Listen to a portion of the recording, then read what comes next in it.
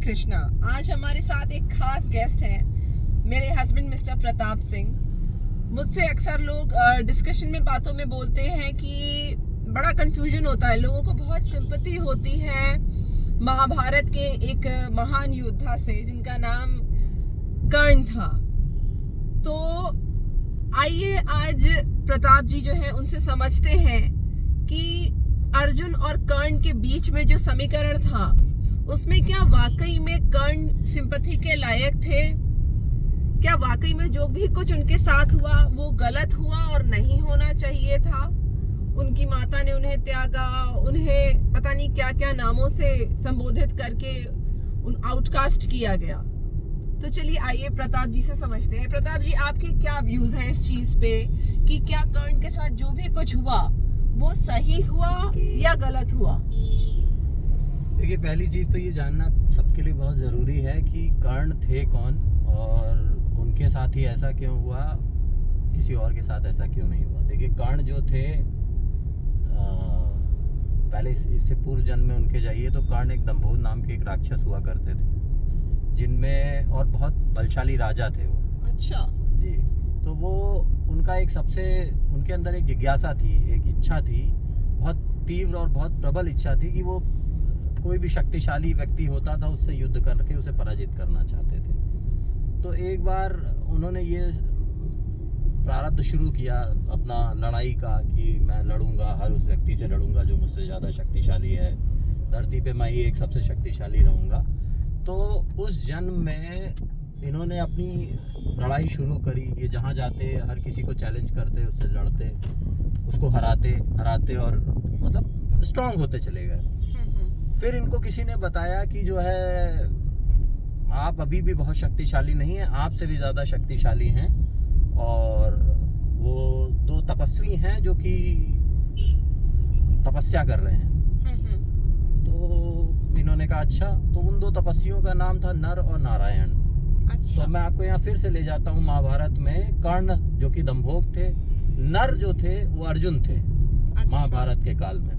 और नारायण तो हम सभी जानते हैं, भगवान श्री कृष्ण नारायण, सदैव नारायण का पूर्ण अवतार या आप कह लें पूर्ण कृष्ण जो संपूर्ण अवतार है, संपूर्ण कलाओं का भगवान श्री कृष्ण का ही है। तो मतलब आपका मतलब है कि ये कहानी पूर्व जन्म से चल रही है। हाँ, ये कर्ण और अर्जुन के बीच ये कर्मों का प्रारब्ध था, कर्मों के इसमें सिर्फ और सिर्फ कर्मों का समीकरण था। कर्मों के प्रारब्ध की वजह से कर्ण को जो भी ये गति जो उन्हें मिली, जो उनको सहना पड़ा उस जन्म में, वो सिर्फ और सिर्फ कर्मों के प्रारब्ध की वजह से था।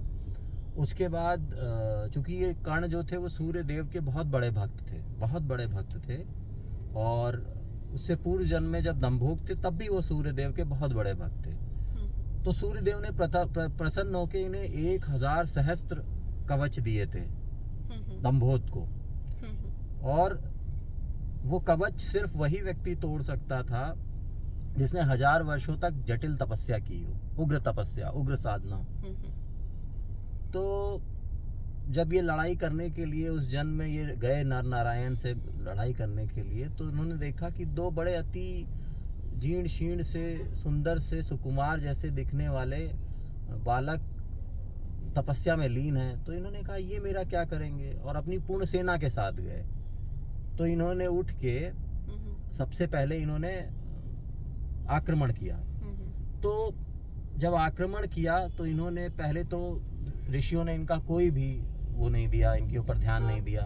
तो इन्होंने बाण का संधान किया और मतलब नारायण ने ध्यान नहीं दिया। बाण का संधान किया और आक्रमण किया।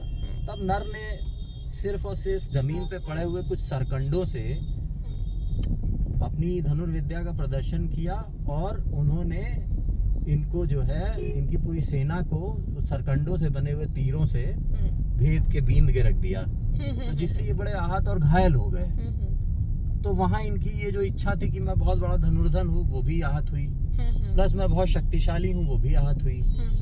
पर चूंकि इनको मारने के लिए जो भी इनको ये वरदान था सूर्य देव का कि जो भी इनका वो कवच तोड़ेगा उसकी मृत्यु हो जाएगी। तो अब नर और नारायण में जब नर ने इनका कवच तोड़ा, पहला कवच, तो नर की मृत्यु हो गई। अच्छा। तो नारायण ने आंखें खोली, उन्होंने देखा कि अरे ये कैसे। तो उन्होंने, चूंकि ये नर और नारायण ही ऐसे थे उस टाइम पृथ्वी पर जिन्होंने कई लाखों वर्षों तक तपस्या करी थी, तो इसी वजह से वो उनका कवच तोड़ भी दे रहे थे। तो जब ये कर दिया तो ऐसे करते हुए फिर नारायण उठे, नारायण ने जो है नर को जीवित किया और युद्ध करना शुरू किया और उन्होंने उनका दूसरा कवच तोड़ दिया। ये प्रक्रिया तब तक चलती रही जब तक दंभोग के पास केवल एक कवच ना रह गया हो। अच्छा, मतलब पूर्व जन्म में जो अर्जुन थे, जो कि नर थे, वो इनका जब भी कवच तोड़ते थे उनकी मृत्यु हो जाती थी। और फिर नारायण उन्हें जीवित करते थे। फिर नारायण युद्ध करते थे, तो जब उनकी मृत्यु हो जाती थी तो नर जीवित कर देते थे, क्योंकि इन्हें संजीवनी का ज्ञान था। तो फिर उसके बाद आगे जब आते गए तो जब दंभोग के पास एक स्वर्ण कवच बचा रह गया, क्योंकि वो कवच सूर्य भगवान की सूर्य किरणों से बना हुआ था, तो अंत में, और सूर्य देव ने दिया था, तो दंभोग ने अंत में घबरा कर, जब इसका नर के साथ अंतिम युद्ध होने वाला था, तो घबरा कर इन्होंने सूर्य देव की शरणागति ली। क्योंकि सूर्य देव के बहुत बड़े भक्त थे, तो सूर्य देव ने इनको शरणागति दी और भगवान नारायण को और नर को ये समझाया कि नहीं, इनको जो है क्षमा कर दिया जाए। तो उसी के तदोपरांत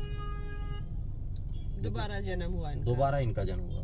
अच्छा, एज एन कर्ण। हाँ। इसीलिए फिर कर्ण और अर्जुन जो है इनके बीच में युद्ध हुआ।